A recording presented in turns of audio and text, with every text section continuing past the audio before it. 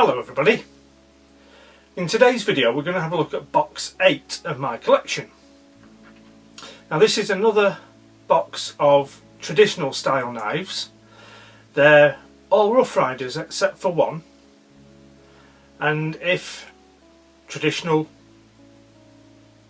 patterns and cheap Chinese knives are not your thing, then skip the video. But I like them. Okay, so this is box 8. Quite a few of these have been in recent videos, so you should be familiar with, for example, the Big Elephant's Toenail, saw cut bone scales, big chunky spear point or leaf shaped blades, slip joint, as you can see, brass liners, 2 back springs but no separator, and the model on this one is the RR523. Nice in the hand but very heavy. Another toenail pattern from the Rough Rider Stoneworks series. So we have the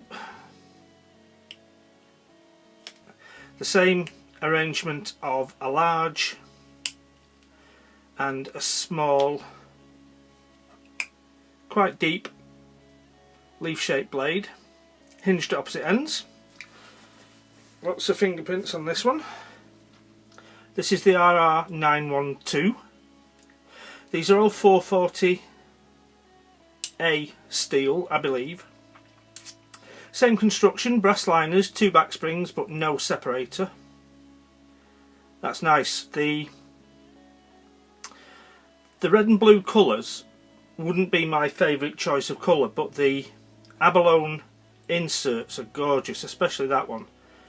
When that catches the light, it's full of fire. Then in the middle, the Stockman from Rough Rider's Silver Select series. This one is a little star. White bone handles, red enamel detailing, brass liners, and then we have a brass separator between the 2 back springs. And it's a standard Stockman pattern. Quite a nice curve on this one. Spay blade,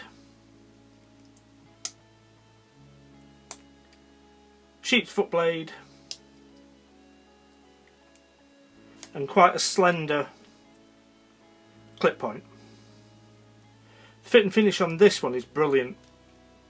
In this box there are a couple of knives with flaws, but then they are budget prices. There are a couple of them though, like this one and this one, that are absolutely gorgeous. The Half Hawk. So we've got a sway back handle, smooth tobacco coloured bone scales, hollow ground pen blade, quite a large pen blade. As you can see, we've got half stops, which I'm a big fan of half stops. I like that, it's a nice touch. And then a big chunky sheep's foot. And this is the RR1286, I think. But this one, the fit and finish is lovely. When you consider that these knives don't cost much at all, I think this was about £17. That is excellent. And then we've got a big Rough Rider, Folding Hunter. So we've got a big 4-inch clip point blade there.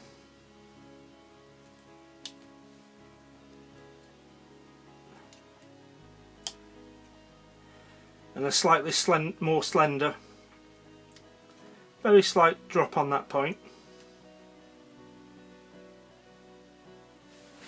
Again, the mirror polish blades are picking up fingerprints. RR1047.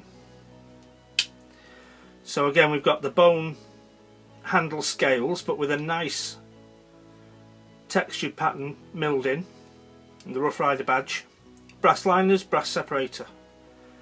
That's a nice big chunky knife. I'll just check the focus.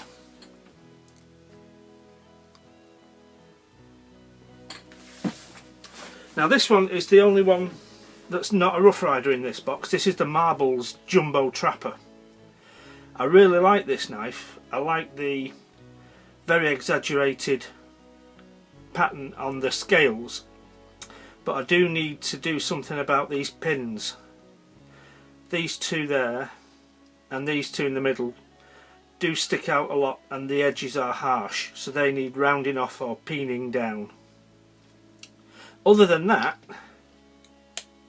it's very nicely done.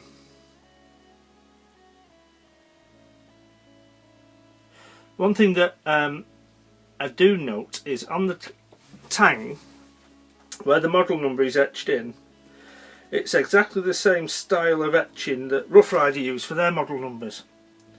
It says MR117 China, and I wonder if these Marbles knives are made in the same factory. It may just mean that there's two different factories, but they use the same etching equipment, I don't know. But there we have the Jumbo Trapper. Back to Rough Rider for another big blade, the Grandaddy Barlow. Again, we've got the saw cut bone scales that we saw on the big toenail. We've just got a single blade,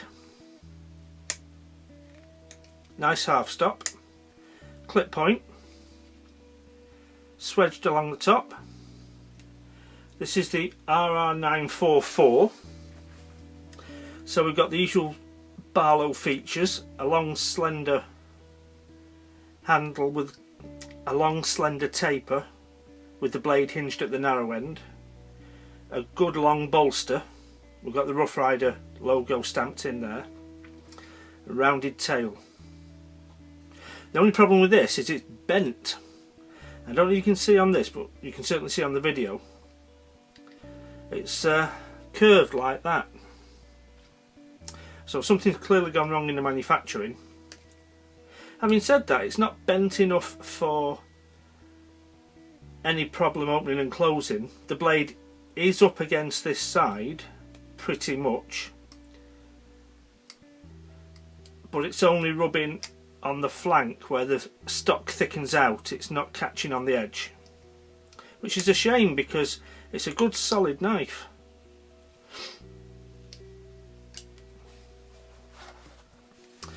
And then two little ones to finish off.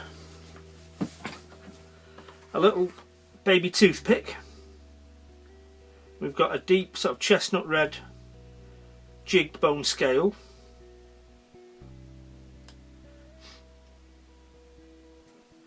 Have we got a model number on this? This is the RR272. A very slender clip point, typical of the toothpick style, and the nice curved end bolsters. Single blade. Very nice little pocket knife.